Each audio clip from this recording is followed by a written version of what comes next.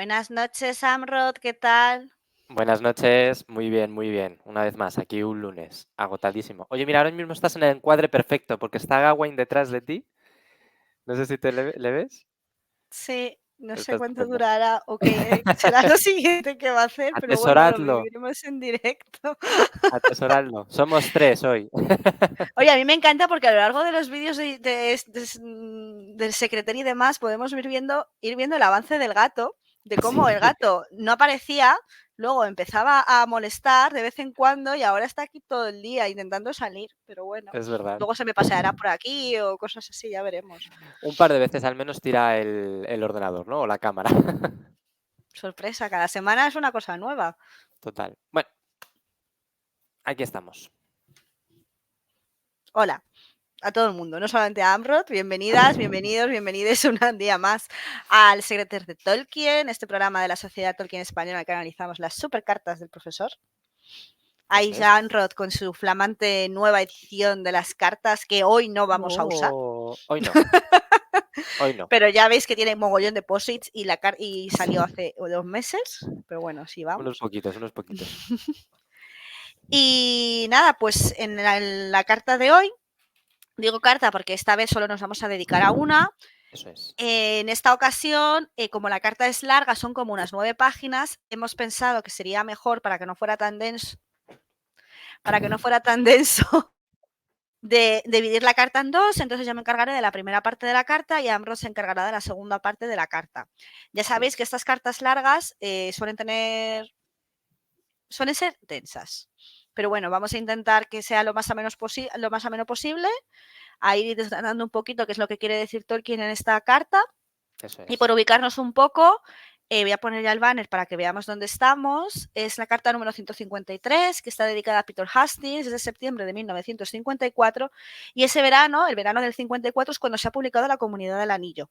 O sea, ya estamos en estas cartas que son de gente de a pie que se ha leído El Señor de los Anillos, bueno, La Comunidad del Anillo, y tiene dudas y preguntas que le hacen al profesor.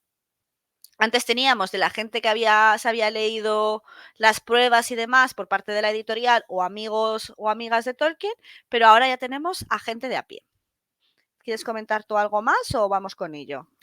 Bueno, brevemente, que aunque es una carta larga y sí que a la hora de leerla es verdad que puede parecer confusa, vamos a intentar desgranarla para resolver o digamos resolver esa confusión.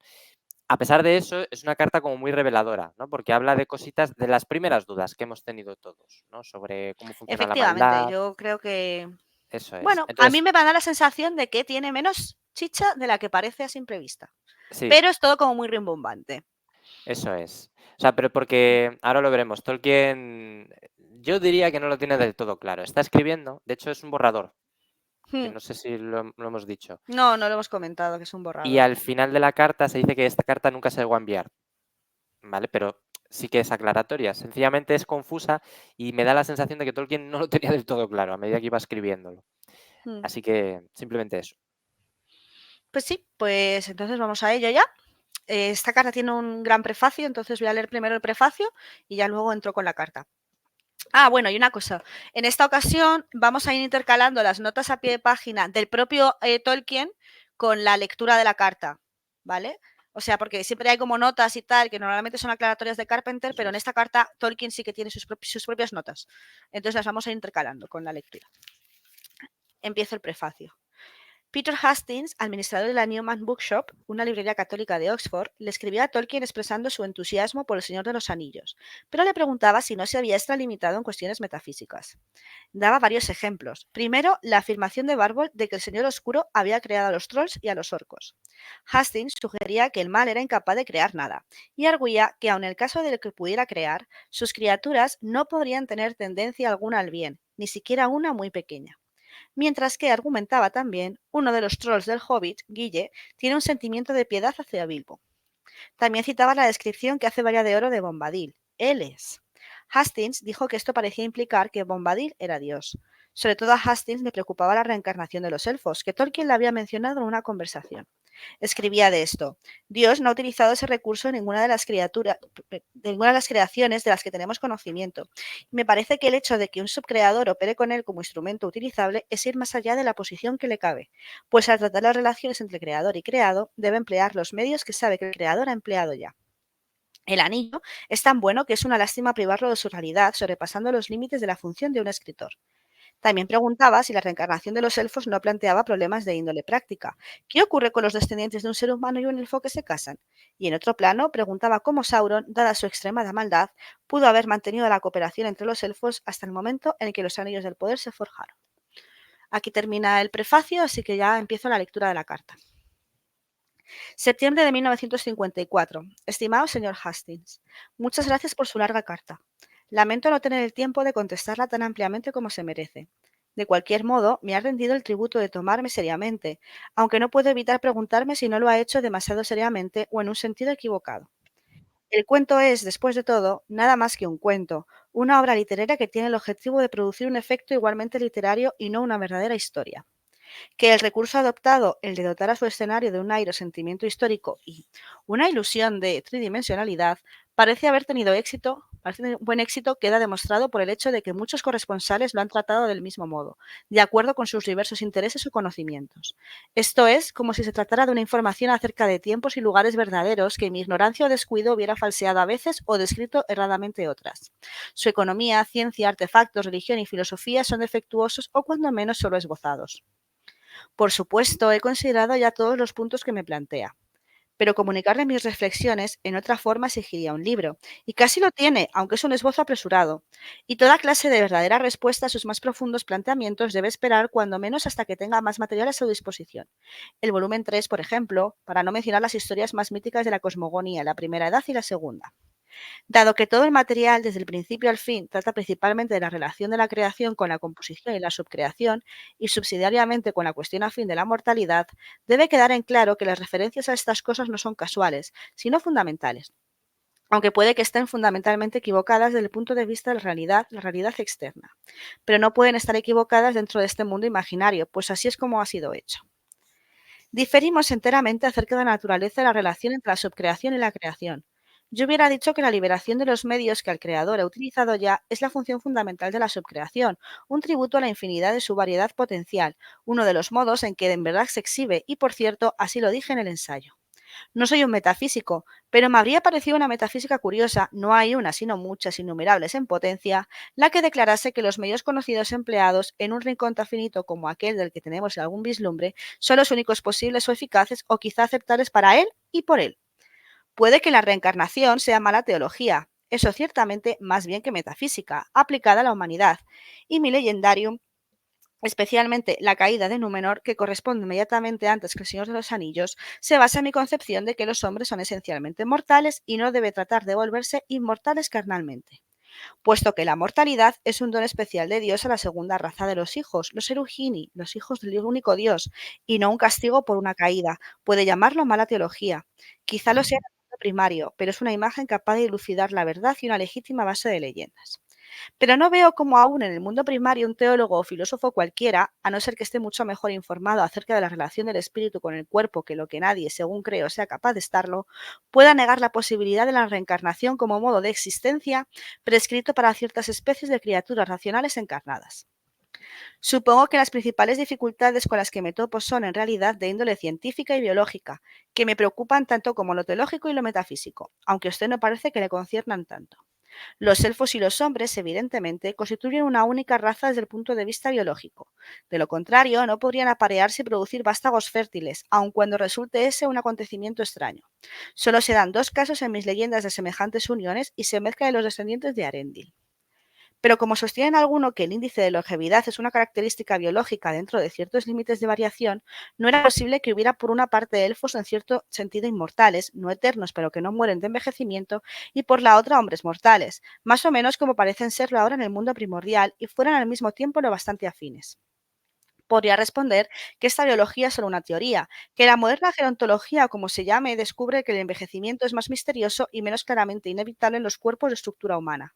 Pero debería responder, realmente no me importa. Este es un dictamen biológico dentro de mi mundo imaginario. es solo hasta ahora un mundo incompletamente imaginado, un elemento secundario rudimentario, pero si quisiera el creador concederle realidad de una forma corregida en un plano cualquiera, habría que penetrar en él y empezar a estudiar su diversa biología, eso es todo. Pero tal como son las cosas, aunque dan la impresión de habérseme escapado de las manos, de modo que las partes parecen a mí más bien reveladas a través de mí que por mí, su propósito sigue siendo en amplia medida literario, y si el término no lo intimida, didáctico. En esta historia, los elfos y los hombres se presentan biológicamente afines porque los elfos constituyen cierto aspecto de los hombres y sus talentos y deseos, encarnados en mi pequeño mundo. Tienen ciertas libertades y poderes que a nosotros nos gustaría tener y en ellos se exhiben la belleza, el peligro y el dolor de la posesión de esas cosas. Sauron, por supuesto, en su origen no era malvado. Era un espíritu corrompido por el Señor Oscuro primordial, el rebelde subcreativo primordial, Morgoth. Se le dio la oportunidad de arrepentirse cuando Morgoth fue vencido, pero no pudo enfrentar la humillación de la retractación y pedir perdón. De modo que su temporario vuelco al bien y la benevolencia terminó una recaída todavía mayor, y se convirtió en el principal representante del mal en edades posteriores. Pero a principios de la Segunda Edad era aún de bello aspecto y todavía podía asumir una forma visiblemente hermosa. Y no era en verdad del todo malvado, no, a no ser que todos los reformadores que se apresuran a lograr una reconstrucción y una reorganización lo sean antes de que el orgullo y el deseo de ejercer el poder los devoren. La rama particular de los altos elfos implicados, los Noldor o los amos de la ciencia, estaban siempre del lado de la ciencia y la tecnología, como nosotros las llamaríamos. Querían adquirir el conocimiento que Sauron poseía genuinamente y los de Eregion rechazaron las advertencias de Gil-galad y Elrond. El deseo particular de los elfos de Eregion, una alegoría, si quiere, del temor por las maquinarias y los recursos técnicos, está también simbolizado por la amistad especial que mantiene con los enanos de Moria. No los consideraría más malvados o necios, pero en, en grado pero en grado considerable en el mismo peligro que los católicos empeñados en ciertas clases de investigación científica, por ejemplo, los que producen, aunque solo sea como productos secundarios, gases venenosos y explosivos. No de por sí mala, pero siendo las cosas lo que son y considerando la naturaleza y los motivos de los amos económicos que procuran todos los medios para su tarea, es casi del todo seguro que servirán a un mal fin, del cual no han de ser necesariamente culpados, aun cuando tengan conciencia de él.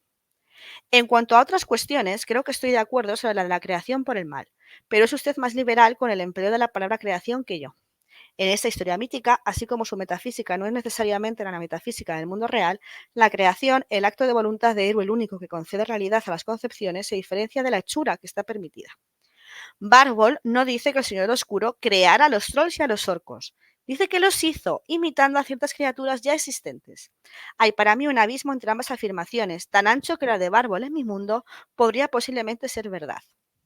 No es realmente verdadero de los orcos, que constituyen sobre todo una raza de criaturas racionales encaradas, aunque horriblemente corrompidas, si bien no más que muchos hombres con los que uno se topa hoy.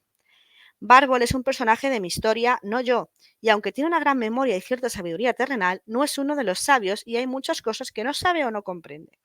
No sabe lo que son los magos, de dónde vinieron, mientras que yo sí, aunque ejerciendo mi derecho de su creador, me pareció mejor que la cuestión quedara en el misterio en esta historia, no sin dar alguna pista para su solución. El sufrimiento y la experiencia, y posiblemente el anillo mismo, le dieron a Frodo mayor comprensión, y leerá usted en el capítulo primero del libro sexto las palabras que dirige a Sam. La sombra que los engendró solo puede remedar, no crear. No seres verdaderos con vida propia. No creo que haya dado vida a los orcos, pero los malogró y los pervirtió. En las leyendas de los días antiguos se sugiere que Diabolus subyugó y corrompió a algunos de los primeros elfos antes de que hubieran oído nunca de los dioses para no hablar ya de Dios. De los trolls no estoy seguro. Creo que son meras imitaciones y, por tanto, aunque aquí por supuesto solo estoy utilizando elementos de una mitología bárbara sin metafísica consciente, se vuelven meras imágenes de piedra cuando no están en la oscuridad. Pero hay otras clases de trolls, además de estos ridículos, si bien brutales, trolls de piedra, para los que sugieren otros orígenes. Por supuesto, dado que inevitablemente mi mundo es muy imperfecto aún en su propio plano y no del todo coherente, nuestro mundo real tampoco parece del todo coherente, y yo mismo no estoy en verdad convencido de que aunque en cada mundo, en cada uno de sus planos, todo deba estar en última instancia sometido a la voluntad de Dios, aún en el nuestro no haya algunas imitaciones subcreadas toleradas. Cuando se hace que los trolls hablen, se les está otorgando una capacidad que en nuestro mundo probablemente significa la posesión de un alma. Pero no estoy de acuerdo en que se admite el elemento del cuento de hadas, mis trolls manifiesten ningún signo de bondad considerados estrictamente sin sentimentalismos. No digo que Guille sintiera piedad, palabra que Para mí tiene valor moral y de imagen. Es la piedad de Bilbo y más tarde de Frodo la que finalmente permite que se lleve a cabo la misión y no creo que la mostrara. No podría, si el Hobbit hubiera sido más cuidadosamente escrito y mi mundo tan pensado hace 20 años, haber utilizado la expresión pobre desgraciado como no habría llamado al troll Guille William. Pero no advertí piedad alguna entonces y lo mostré claramente. La piedad debe impedir que uno haga algo inmediatamente deseable y en apariencia ventajoso. No hay más piedad aquí que la que habría en un animal depredador que bosteza u ociosamente acaricia con la pata a un animalillo que podría servirle de presa pero que no devora porque no tiene hambre. O, a decir verdad, en muchas de las acciones de los hombres cuyas verdaderas raíces son la saciedad, la holganza o simplemente una natural blandura que nada tiene de moral, aunque las dignifiquen con el nombre de piedad. Bueno, esta ha sido la primera parte de la carta. Perdón por haberme equivocado alguna vez. Estoy con migrañas y a veces se me iban un poco las palabras, lo siento. No te preocupes. Bueno, pues empezamos con un prefacio en el que nos explican quién es este Peter Hastings. Vemos que es un librero de Oxford con el que parece que Tolkien había tenido ya algún tipo de conversación, o sea que no sería un gran amigo, pero bueno, estando en Oxford seguro que Tolkien visitó en algún momento su librería y tuvo algún tipo de contacto con él y demás. Librería católica, además. Pone. Sí, o sea, librería católica, que no se nos olvide, que lo recalco mucho, pero creo que es importante. La religión predominante en Reino Unido no es el catolicismo, es el anglicanismo. El catolicismo es una minoría. Entonces es como si tú aquí vas a una librería en Madrid protestante, pues alguna habrá, pero pues puede que sea la única. O sea, no están prohibidas, pero no es lo más común que te puedes encontrar. Entonces, bueno, pues solo eso comentarlo. El prefacio hace un resumen de los temas que hemos visto en estos párrafos y que vamos a ver posteriormente, así que no me voy a centrar ni parar mucho más. Solamente sí que quiero explicar un poco qué es la metafísica y qué es de lo que están hablando en esta carta.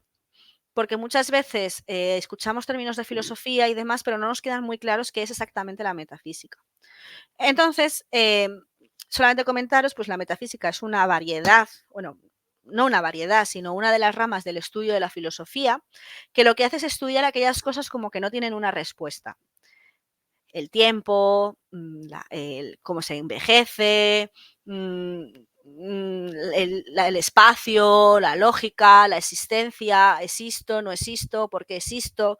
O sea, ese tipo de cosas que se llevan estudiando desde los antiguos, desde los grecolatinos, luego posteriormente con San Agustín, Santo Tomás de Aquino, o sea, viene a ser, en prácticamente todos los periodos históricos tenemos que los grandes filósofos han estado haciendo estas preguntas sobre metafísica. Entonces, ¿por qué es aquí importante? ¿Y por qué es importante con la subcreación? Que yo creo que es la base de los primeros párrafos que podemos tener aquí. La subcreación es una palabra que viene de la mano de Tolkien prácticamente siempre, en cualquier momento que vayas a estudiar su obra.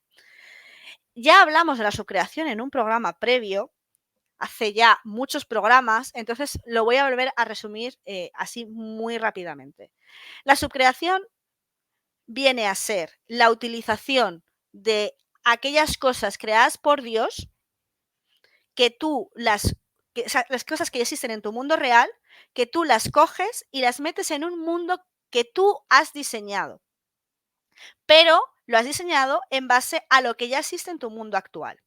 Existen diferentes grados de subcreación. Tú puedes inventarte países nuevos, puedes inventarte planetas nuevos, pero tú te inventas un planeta porque ya existe un planeta. Y dices, pues voy a crear un planeta como puede ser la Tierra, pero ya tú lo estás haciendo porque te estás copiando de la Tierra y en vez de llamarla Tierra la estoy llamando Ea, en este caso, ¿no? Pues este es el mundo. Tú puedes crear diferentes estaciones. Tolkien decide mantener las 4 estaciones, primavera, verano, otoño, invierno.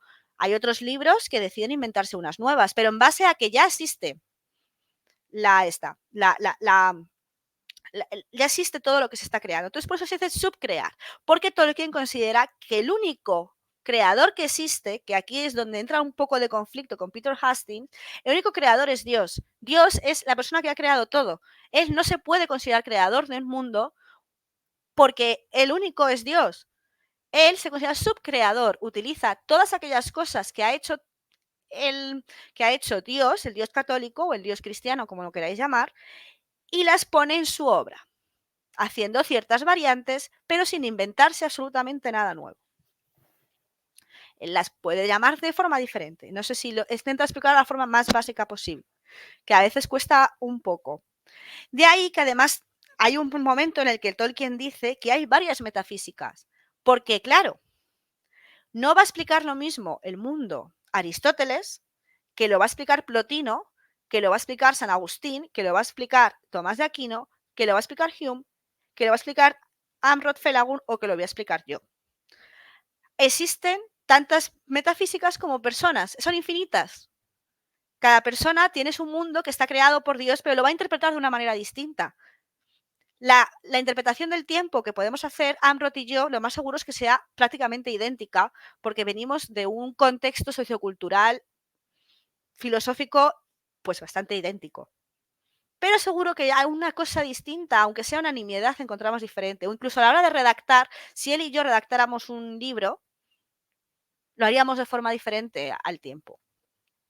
Por ejemplo, ¿me estoy desvariando mucho? No, es que cuando uno habla de metafísica solo puede desvariar, pero yo te estoy entendiendo, sí, sí. Vale. Entonces, ya centrándonos en la carta, que más o menos os he explicado en la mitad de los primeros párrafos, ahí en un poco resumen, porque si no de verdad nos íbamos a ir, Hastings le dice, oye, yo creo que te estás pasando porque estás creando cosas, y Tolkien le dice, no, mira, no estoy creando, estoy utilizando esto. No, claro, pero la metafísica, porque claro, hay personas que consideran que la metafísica, que es dudar de todo lo que ha creado Dios o intentar darle una explicación a todo lo que está creado, atenta contra la propia idea de la religión católica, en la cual tú no tienes por qué plantearte lo que ha hecho Dios porque ya está hecho, pum, period. Pero no todo el mundo considera que esa sea la manera de interpretarlo. Y Tolkien es una de esas personas que considera que estas cosas se pueden plantear, que forma parte del ser humano hacerse estas preguntas, mientras que Peter Hastings considera que, pues quizá no hace falta. Y entonces pone diferentes ejemplos de por qué quizá Tolkien se ha pasado.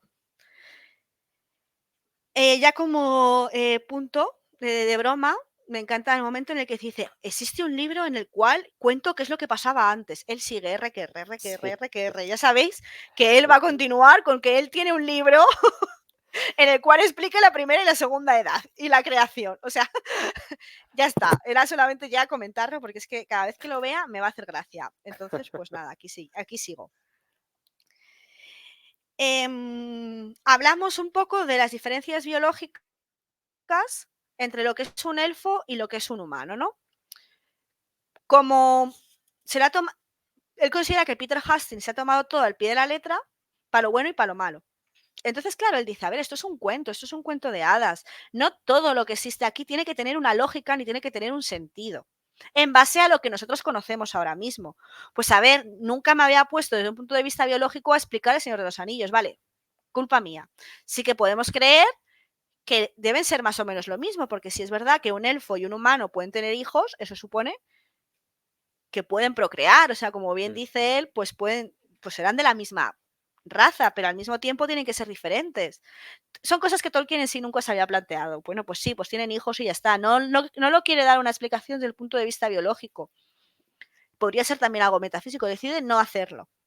Él aquí ahora te da una explicación. Si os leéis el libro de la naturaleza en la Tierra Media de Carl Hofstadter, que lo tenéis ahora en Minotauro publicado antes de que se descatalogue, veréis que luego sí que tenía muchas más cosas pensadas biológicamente de las que puede mostrar aquí.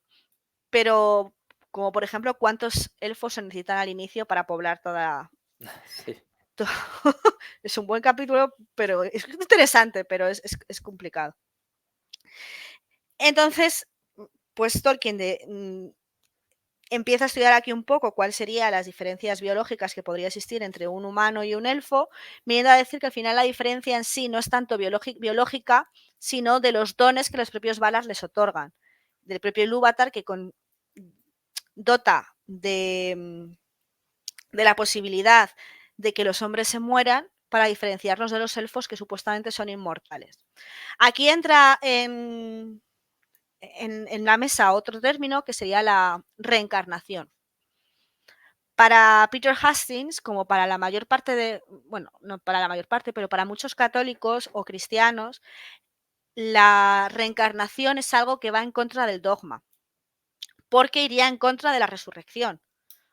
O sea, si la religión cristiana lo que está basándose es en que va a haber un momento, va a haber una resurrección en la cual tú vas a recuperarte a ti mismo, si estás hablando de la reencarnación, que se supone que tú, tu alma, tu esencia se reencarna en un cuerpo físico diferente, son términos que no pueden cuadrar entre ellos. Pero sin embargo, Tolkien sí que dice, puede ser una posibilidad. Yo considero que a lo mejor no, pero en su mundo sí que puede existir esa posibilidad. Aunque yo pueda considerar que en mi mundo actual no existe, pero es algo que puede existir porque hay gente que cree en ello. O sea, ya está inventado. Y de hecho, Tolkien, que sigue una persona muy sabia y probablemente se haya leído la historia del catolicismo y del cristianismo, los primeros católicos, los cátaros, en el siglo XIX tenemos diferentes herejías cristianas que a lo largo de la historia nos cuentan que sí que consideran que la reencarnación es algo que existente. Y luego hay otras tantas religiones más allá de la cristiana en las cuales la reencarnación es un pilar básico, como puede ser el budismo. Sí. Continuando un poquito y ya alejándonos de lo que es biológicamente, venimos a si una persona mala puede crear. Y aquí Tolkien dice, no es que pueda crear o no pueda crear, es que Morgoth no crea. Tenemos aquí la diferencia entre lo que es hacer y lo que es crear. Para Peter Hastings ha significado lo mismo, pero Tolkien incide en que no es lo mismo. Ilúvatar crea. Ilúvatar, que es el dios todopoderoso, es el que crea. Los Valar hacen cosas. Pues Barda hace las estrellas, aunque se suele decir crea, pero las hace porque ya existen. No se las inventa de cero, no aparecen. No, ella lo que hace es hacer y dar forma y fabricar a cosas. Entonces, Morgoth es una persona, bueno, Melkor, aunque utiliza Morgoth, pero bueno, por utilizarlo bien, Melkor puede hacer cosas, pero no puede crear cosas, por lo tanto no puede crear el mal. Eso es. Y las cosas que se hacen pueden ser buenas o pueden ser malas, pero no se crean el mal. Y de hecho, esto se ve en los elfos y en los orcos. Los orcos no se crean, los orcos, y se dice desde el primer momento, son elfos que han sido corrompidos por Melkor y por Sauron posteriormente. No se sabe cómo, pero eso se sabe desde el primer momento. Captaban a elfos y les hacían cosas malas. Me gusta que utilice el término de Abolus, no sé si es la primera vez que lo vemos, pero Tolkien en sus cartas de vez en cuando decide utilizar el término de Abolus y es un nombre que usa para Melkor. Entonces cuando dice, en las leyendas de los días antiguos se sugiere que Diabolus subyugó y corrompió a algunos de los primeros elfos, se está refiriendo a Melkor. Y ya para terminar, por no enrollarme mucho más, sé que no estoy diciendo muchas cosas de la carta, sino explicando un poco más bien cómo era su punto de vista. Volvemos a lo de los trolls. Otro tema muy recurrente en la religión católica y en la filosofía cristiana es el alma. ¿Qué es el alma? ¿Quién tiene alma? ¿Tenemos las mujeres alma? ¿Tienen los animales alma? Según Aristóteles, no. Aristóteles destrozó todo. Y gracias a Aristóteles diciendo que no teníamos alma, todo empezó a ir mal en el siglo XIII. Pero bueno, ya estamos en el siglo XX. Supuestamente tenemos alma. Sí. Entonces, él dice, bueno, pues parece que sí, que los trolls tienen alma. Pero bueno, que estos trolls son unos trolls cualquiera. O sea, estos trolls no los he inventado yo. Esos trolls los estoy cogiendo de mitologías, los estoy subcreando. O sea, los he cogido de otro lado que existe y los he metido aquí. Pero igual que existen trolls de piedra, existen otros tantos trolls que pues aquí no aparecen o no salen en el Hobbit o demás. Me gusta este concepto que utiliza de piedad, porque no se nos olvide que la piedad es uno de los pilares de las virtudes fundamentales dentro del mundo cristiano y el mundo católico.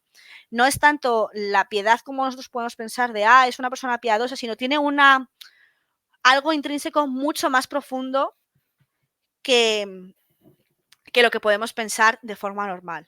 Entonces, claro, para Tolkien, que es católico, Guille no puede tener piedad, porque la piedad tiene un valor religioso que Guille no tiene.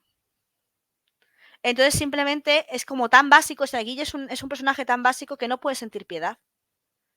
Sino simplemente, como bien dice, es como cuando un tigre está jugando con su presa.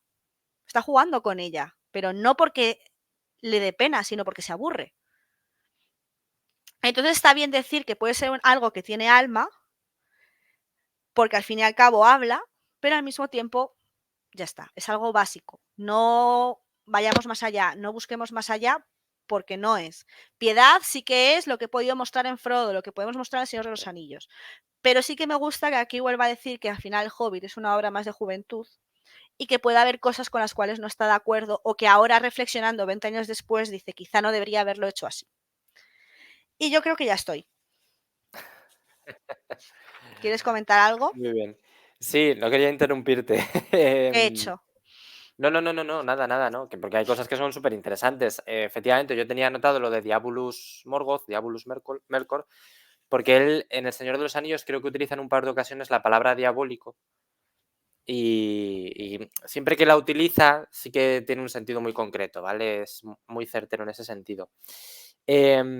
Aquí también se pone de manifiesto la diatriba que tiene Tolkien siempre entre voy a hacer una obra completamente coherente, o sea, coherencia interna de la historia, con lo que él llamaba la suspensión voluntaria de la incredulidad, ¿no? Que es, intento que sea lo más coherente posible para que tú voluntariamente puedas entrar dentro de este mundo y creértelo.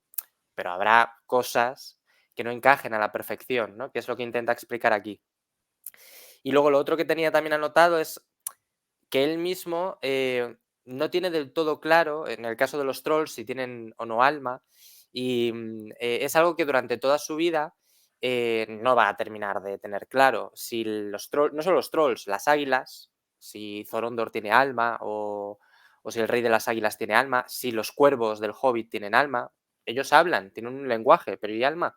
El propio zorro del Señor de los Anillos que aparece al principio y tiene pensamiento, tiene alma. Entonces, es algo con lo que va a dudar durante toda la vida.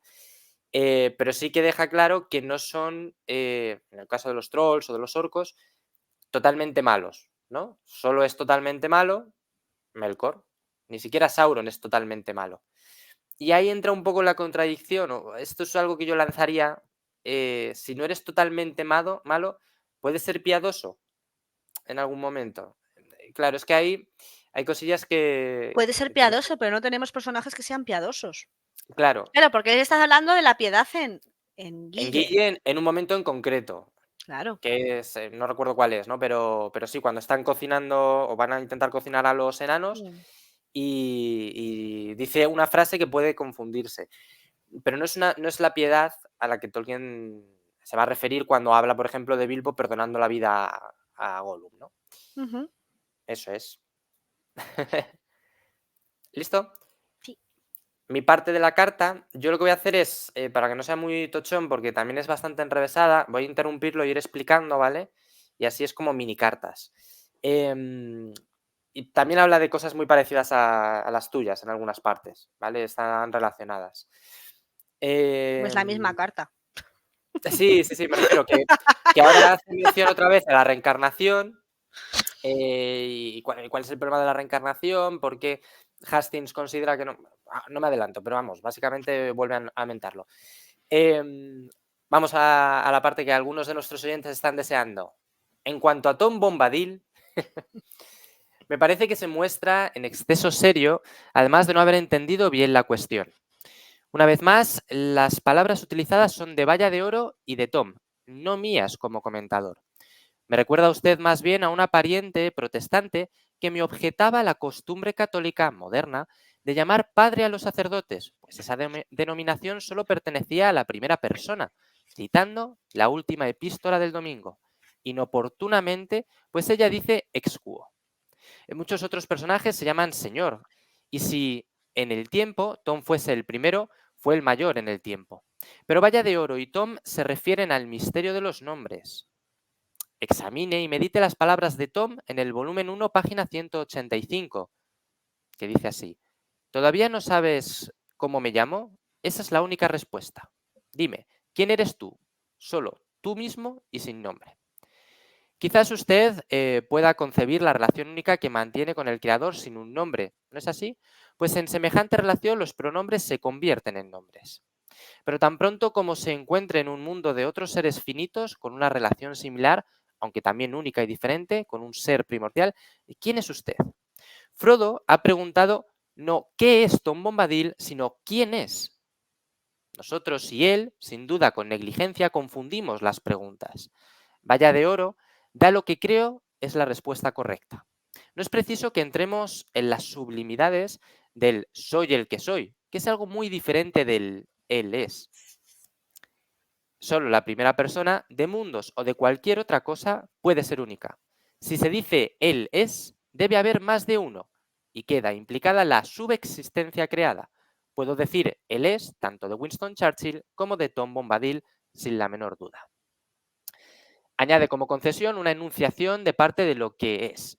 Es señor de un modo peculiar, no tiene miedo y ningún deseo de posesión o dominio en absoluto. Meramente conoce y comprende las cosas que le conciernen en su propio pequeño reino natural. Apenas juzga y, aun en la medida en que podemos ser testigos, ni siquiera hace un esfuerzo por modificar o eliminar al sauce. El sauce. Bueno, voy a hacer aquí un parón para comentar esta parte de Tom Bombadil, ¿vale?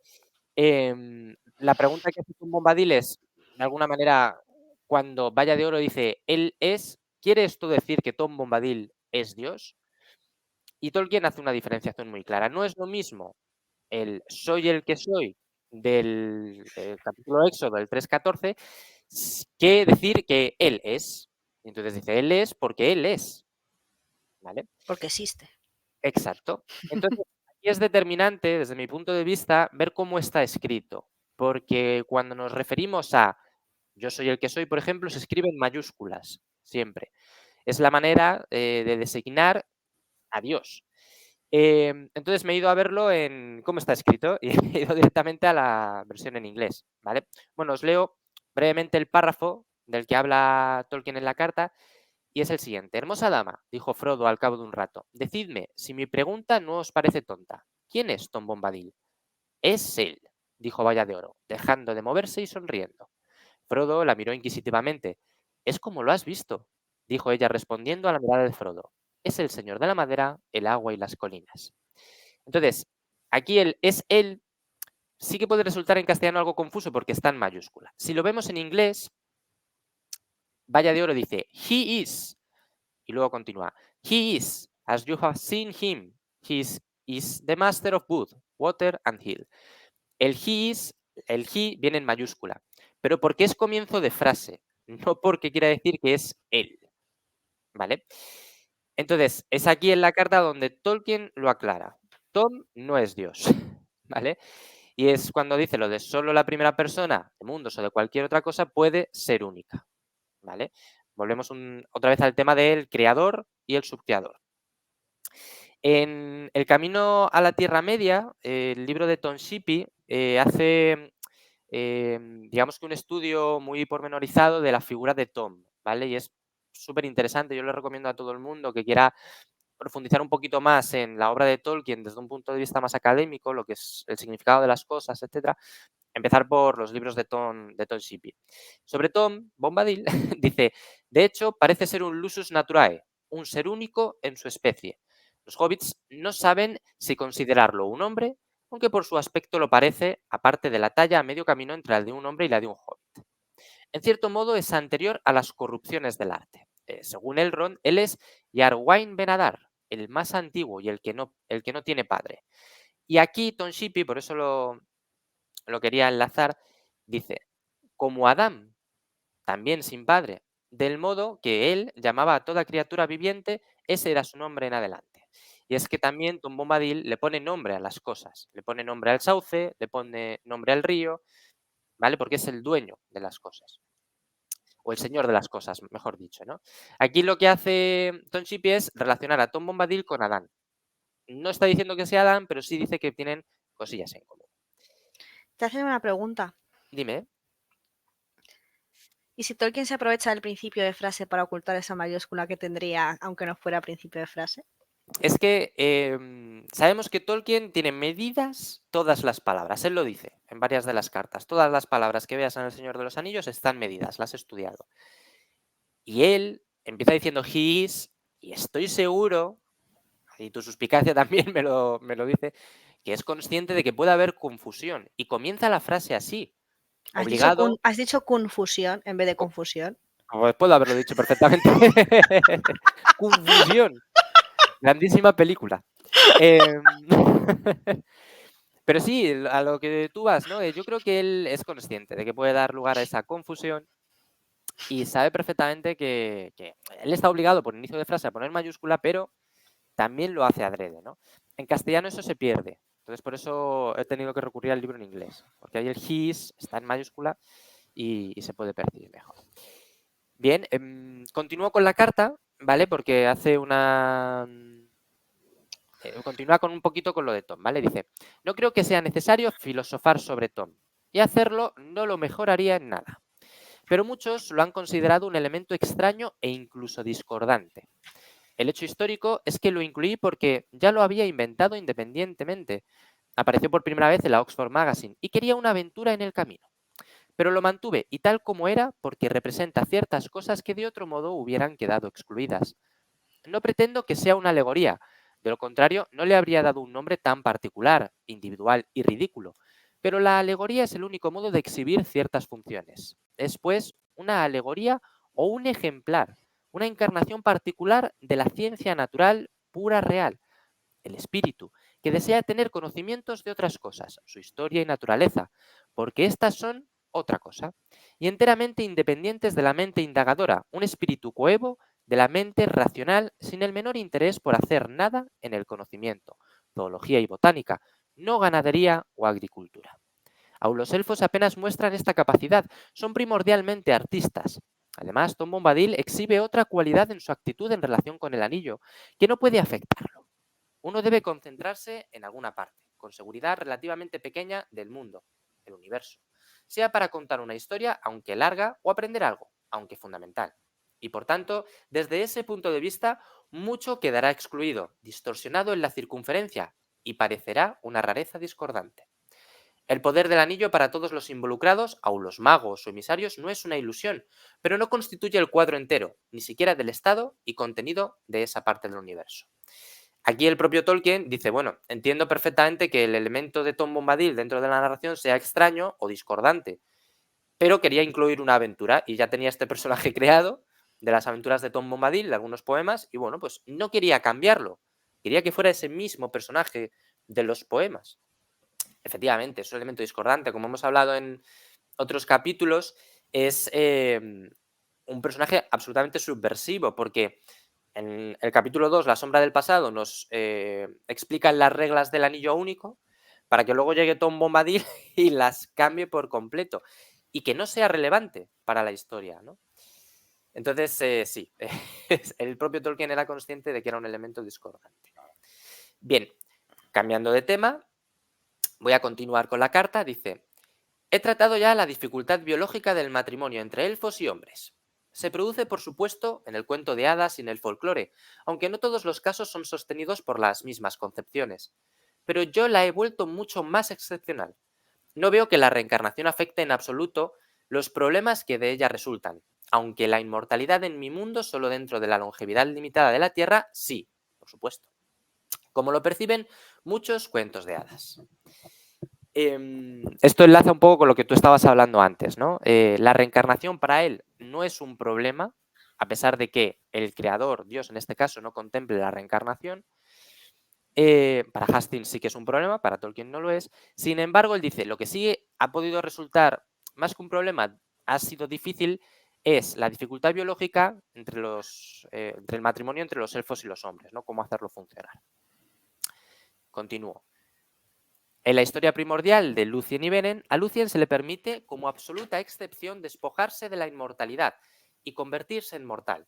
Pero cuando el lobo guardián mata a Beren a las puertas del infierno, Lúthien obtiene un breve respiro durante el cual los dos vuelven a la Tierra Media vivos, aunque no se mezclen con otras personas.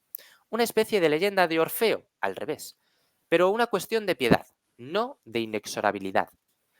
Tuor se casa con Idril, la hija de Turgon, rey de Gondolin, y se supone, nos enuncia, que como excepción única recibe la inmortalidad élfica limitada, una excepción en uno y en otro sentido.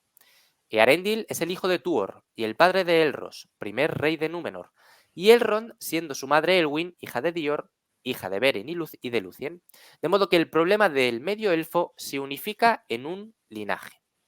La idea es que los medioelfos tienen la capacidad de elección irrevocable, que puede demorarse, pero no permanentemente, de compartir el destino de uno u otro progenitor. Elros eligió ser un rey longevo, pero mortal, de modo que todos sus descendientes son mortales y de una raza especialmente noble, pero con una longevidad menguante. Así Aragorn, quien, aunque tiene una mayor duración de vida que sus contemporáneos y dobla la de los hombres, no la triplica como los Númenóreanos contemporáneos originales, Elrond eligió estar entre los elfos. Sus hijos, con una corriente élfica renovada, pues su madre era Celebrian, hija de Galadriel, deben hacer su elección. Arwen no es la reencarnación de Lúthien, eso sería imposible dentro del margen de esta historia mítica, pues Lúthien murió como una mortal y abandonó el mundo del tiempo, sino que es una descendiente muy parecida a ella en aspecto, carácter y destino. Cuando se casa con Aragorn, cuya historia de amor, contada en otro sitio, no tiene importancia centrar aquí y solo realmente se la menciona, hace la elección de Lúthien, de modo que el dolor al separarse de Elrond es especialmente agudo. Elrond va al otro lado del mar. El fin de sus hijos, el Adán y el Rohir, no se cuenta. Demoran su elección y permanecen por algún tiempo. ¿Vale? Voy a hacer aquí un breve parón también. Vale. Decía al principio Hastings lo que comentábamos sobre el problema de la reencarnación. Para Tolkien no es un problema, pero sí esto que comentamos bueno, pues los matrimonios, ¿no? Si queréis conocer un ejemplo, bueno, la mayoría lo habréis visualizado, pero si alguien no lo ha visualizado, el ejemplo claro de la reencarnación es el de Gandalf, ¿vale? Que de hecho aquí Tolkien está rozando el spoiler, porque Peter Hastings solo ha leído La Comunidad del Anillo y está diciendo, bueno, pero puede haber alguna reencarnación, porque en mi mundo puede existir, ¿no? Porque en nuestro mundo existe, aunque no se contemple por el creador. Entonces aquí está haciendo un mini spoiler, ¿no?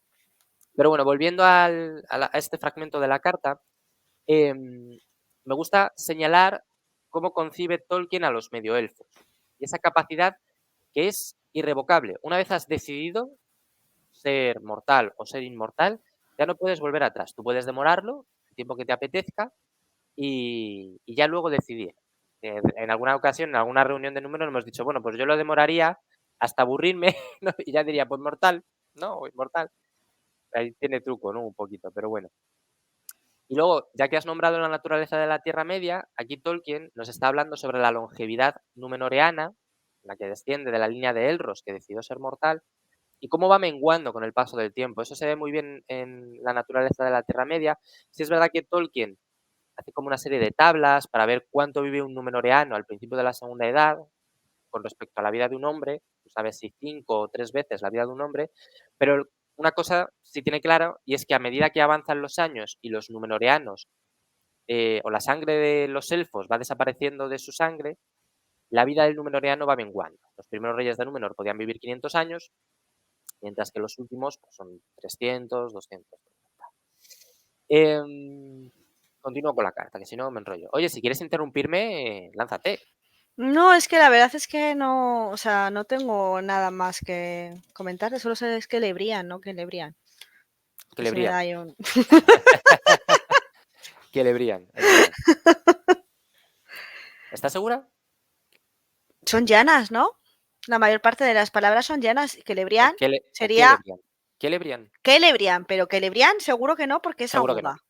Sí, ahora, bueno, ahora tengo dudas, pero puede ser, puede ser. Es que suelen ser llanas. Galadriel, Arwen, Aragorn. No, es Aragorn. Es que son esdrújulas, no son llanas, ¿eh? O sea, es que es No, Galadriel, Gal, Galadriel, Glorfindel. Galadriel, Galadriel, Galadriel. Bueno, lo buscamos y lo... @Eleder. Venga, pues continúo con la carta.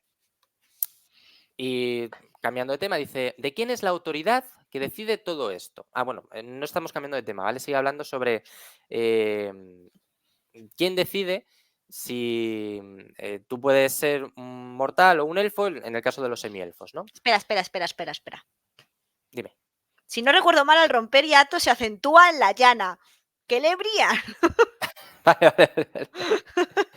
te Entonces, sí. equivocas, Randuil, no te equivocas.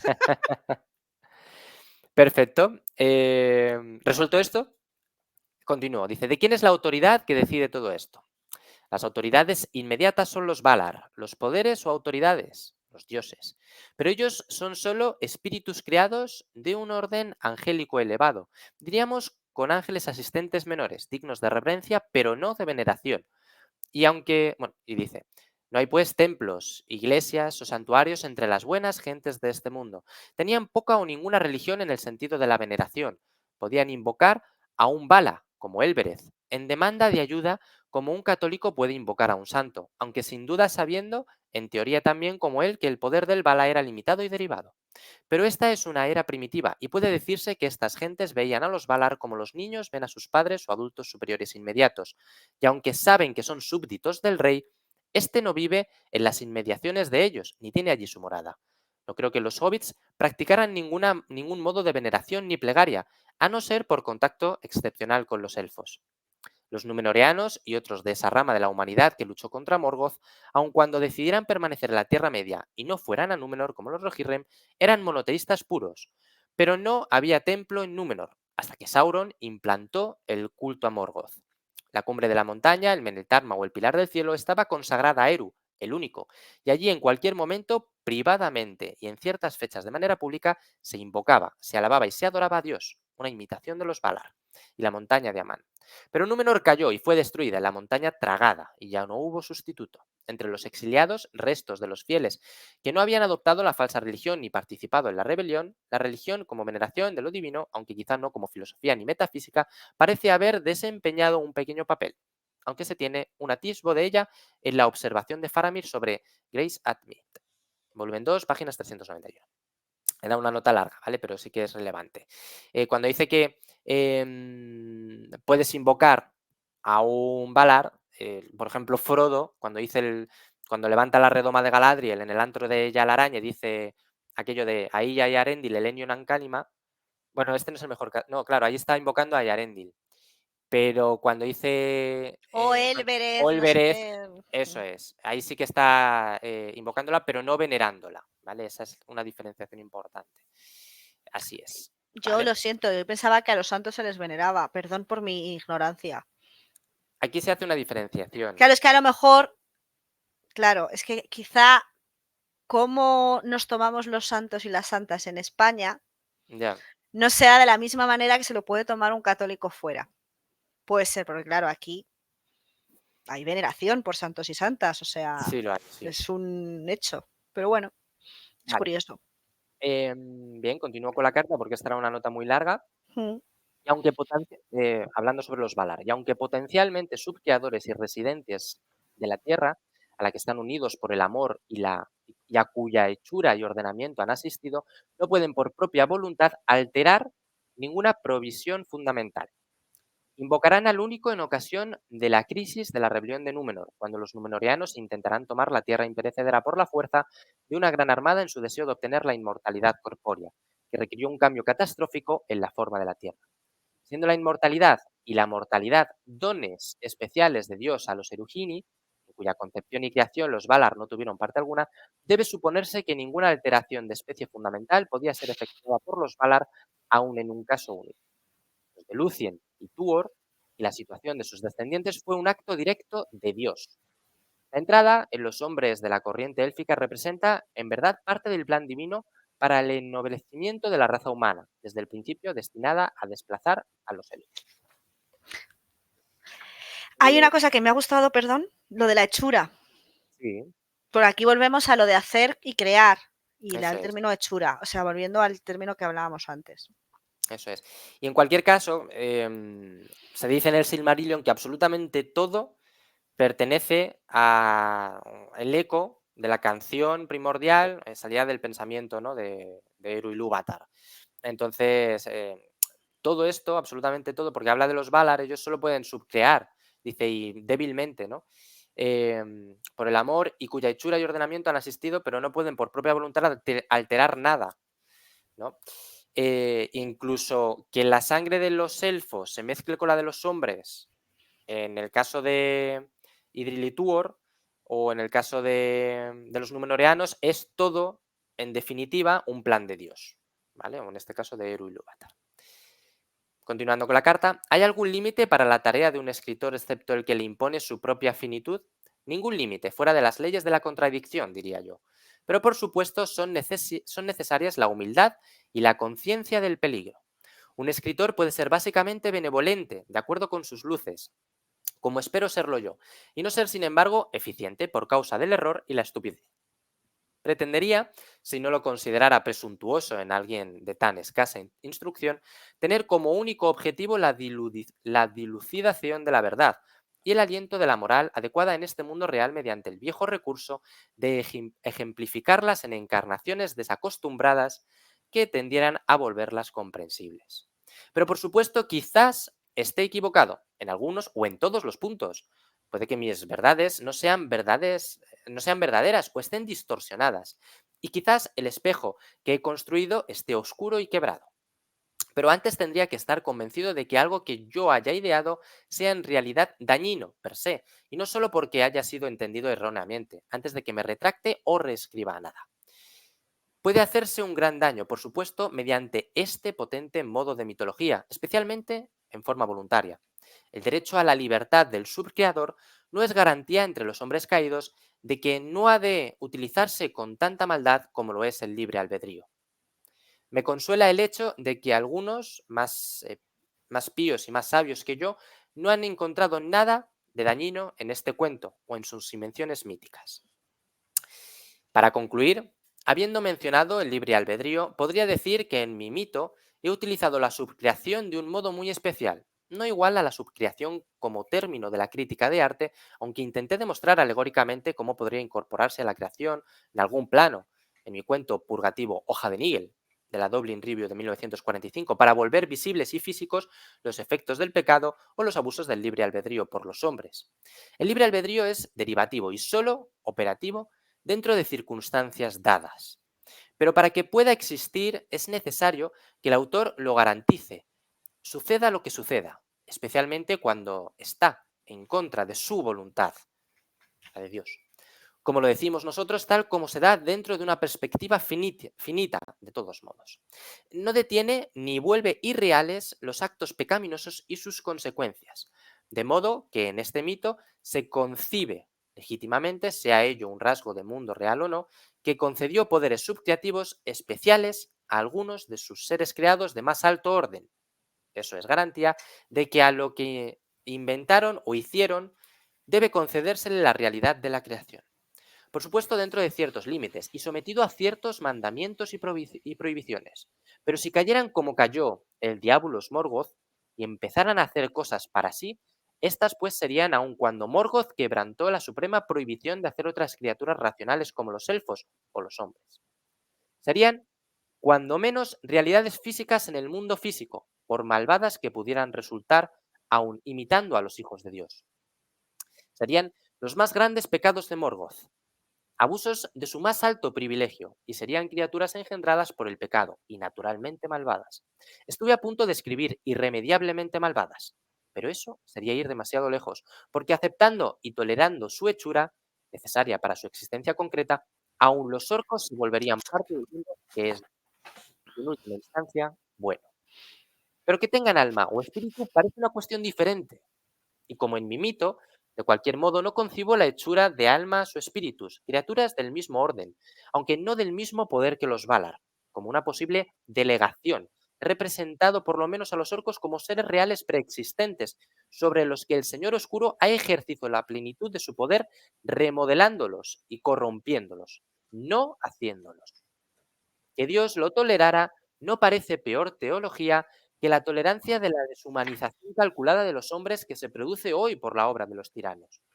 De todos modos, podría haber otras hechuras que, más semejantes a títeres llenos, solo a cierta distancia, con la mente y la voluntad de su hacedor, o como las hormigas, operaran de acuerdo con la dirección de una reina centro. Ahora, ahora dirá con razón, me estoy tomando en serio más todavía de lo que usted lo hizo, y entonando un himno y pronunciando un discurso sobre un buen cuento que, sin duda, debe su similitud a la mera artesanía. Es así, pero las cosas sobre las que he escrito surgen de un modo u otro, de todo lo escrito u obra de arte que no tiene el cuidado de mantenerse dentro de los límites del hecho observado. El borrador termina aquí. En la parte superior, Tolkien escribió: carta no enviada. Y agregó: parecía estar dándome demasiada importancia. Bueno, en este último párrafo hay dos conceptos que también son muy interesantes de estudiar, ambos también metafísicos, que son Basta. basta totalmente. Es que es una carta densita, es esclarecedora a medias, porque hasta el propio Tolkien tenía dudas, ¿no?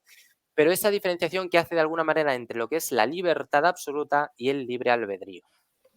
En el mundo que Tolkien nos expone, en un mundo subcreado, se habla del libre albedrío, pero es un libre albedrío derivativo, ¿vale? Dice en palabras textuales, derivativo y solo operativo dentro de unas circunstancias dadas, porque es necesario que el autor lo garantice. O sea, al final hay un libre albedrío, tú puedes hacer exactamente cualquier cosa que quieras, pero todo al final es un eco primordial del pensamiento de perteneciente a la canción, ¿no? Puedes hacer lo que quieras, pero no te lo creas. O sea, ya está escrito, ¿no? Ya sabemos lo que vas a hacer. A continuación, habla también sobre los orcos, que no son malvados por completo, o no quiere escribir él que sean enteramente malvados, y sobre las posibilidades de la creación de Morgoth. No es una creación, es una hechura, una vez más. Lo que hace Morgoth es corromper y torturar a criaturas ya existentes, ¿vale? Ese es el origen de los orcos. Bueno, pues Tolkien sobre el origen de los orcos también va a cambiar de opinión en varias ocasiones. No va a terminar de Sí, tener del esta es la moda de estos meses. Sí, eso es. Vale, pero bueno, en 1954, recién publicado El Señor de los Anillos, y tal y como lo tenía planteado en El Señor de los Anillos, los orcos son una corrupción de los elfos. ¿Pueden el resto de los Valar hacer cosas, crear cosas, en este caso? Pueden, pero de forma debilitada, pues como pueda ser el caso de los Ents de Yavanna o en el caso de los enanos de, de Aule. Recordamos en el Silmarillion que los enanos de Aule son lo que él creía que iban a ser los primeros nacidos. Y cuando brotan, ¿no? Por así decirlo, de la tierra, como que no tienen pensamiento.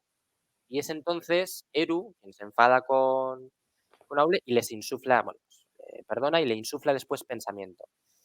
Pero ellos por sí solos no pueden hacer. Tienen ciertas libertades, tienen ciertas cosas que sí pueden, pero nunca podrán imitar a Eru, nunca podrán crear cosas. Y creo que más o menos he comentado todo. Como decía antes, la carta me hace mucha gracia, la carta no termina de enviarla, esto es un borrador que se incluye aquí, pero es una carta que por lo menos no recibió Peter Hastings, y el motivo, me hace mucha gracia, parecía estar dándome demasiada importancia. Es como, pretendo me hace gracia porque dice al principio que no te tomes demasiado en serio la carta, no te tomes demasiado en serio El Señor de los Anillos, ¿vale? Es importante esa suspensión voluntaria de la incredulidad, em, pero él mismo, se mete en su propia trampa, ¿no? Es como, no te des importancia, pero bueno, ya que has sacado, a colación estos motivos metafísicos, que sepas que los he valorado y que todos tienen su lógica y su sentido, ¿no? Y he llegado a estas conclusiones. Y al final te escribe una carta de 9 páginas 10, que he dicho 9, pero son 10. cuando realmente es, pero no te lo tomes tan en serio. Entonces, claro, él tenía sus propias dudas, ¿no? Yo creo que para él lo peor no es tanto como que se lo está tomando en serio, sino como que haya osado decir que ha podido cometer algún tipo de error. Ya, eso también es verdad. Es como, no soy infalible, ¿no? Porque al final Dios es el único infalible. Entonces, soy falible absolutamente y pues a lo mejor me he equivocado. Creo que no me he equivocado, ¿eh? Pero a lo mejor me he equivocado. O sea, puedo Bueno, haber tenido alguna cosa que, bueno, pues si no te eso gusta, es, pues no sé, cada uno lo interpreta, porque no lo tuve en cuenta. Pero vamos, ¿yo totalmente. fallar? Ni broma. No, no lo veo, no lo veo. Así que esta ha sido la carta. Mira, más o menos, una horita. Sí, hemos estado como 30 minutos cada uno, o sea, tenemos ya un Eso es. control.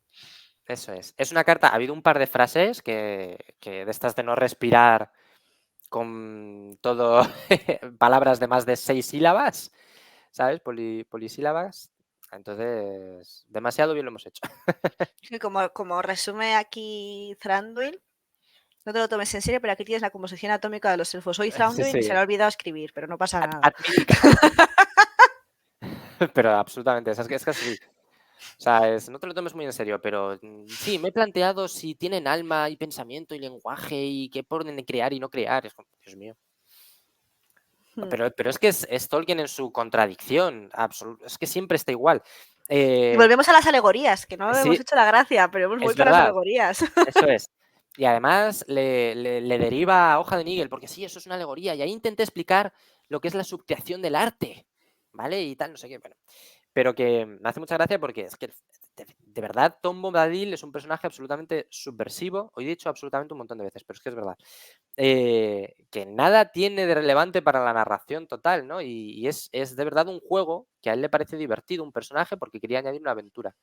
Pero luego, sin embargo, se toma, como dice Thranduil, muy en serio la capacidad Composición atómica de los atómica. elfos, composición atómica de los elfos, ¿no? A ver, esto le va a venir muy bien a Rings of Power, o sea, esto de los para los anillos de poder, esos cosas que justo estábamos hablando, de hecho, antes justo de entrar también, lo estaba hablando con Thranduil precisamente, de la fumada esta que ha salido que van a hacer con Tom Bombadil y con esto, pues hombre, a lo Eso es, mejor pues eso es lo cogen mentira, con hombre. esto de sí, ahora ya lo hemos acuñado ya, ¿vale? Se llama un Goldberry. O sea, esta idea de Un que van a hacer a un Goldberry. Goliath con Goldberry, pues ahora es un Goldberry. Un Goldberry. No, yo creo que eso no lo van a hacer. No, o Pero sea, bueno, sería. ¿Cómo decirlo? Ya sí que sería irrespetuoso de verdad. O sea, sería coger la obra de Tolkien y decir, no me importa nada, pues nada, como voy a hicieron hacer lo que en me dé un la gana. videojuego, te lo recuerdo. Sí, pero un videojuego no tiene un presupuesto que tiene la serie, ¿no? Que siempre presumen de presupuesto. Bueno, ya veremos, porque Ya tampoco voy veremos. a. Bueno, eso aprovecho para deciros y anunciaros.